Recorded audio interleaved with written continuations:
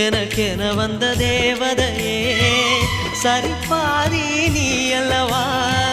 நடக்கையில் உந்தன் கூட வரும் நிழல் போலே நான் அல்லவா கண்ணன் கொண்ட ராதையர ராமன் கொண்ட சீதையர மடி சேர்ந்த பூரதமே மனதில் வீசும் மாருதமே நன்றி சொல்ல உனக்கு வார்த்தை இல்லை எனக்கு நான் தான் மயங்குறேன் என்னுடைய மனச தந்துவிட்ட பிறகும் ஏம்மா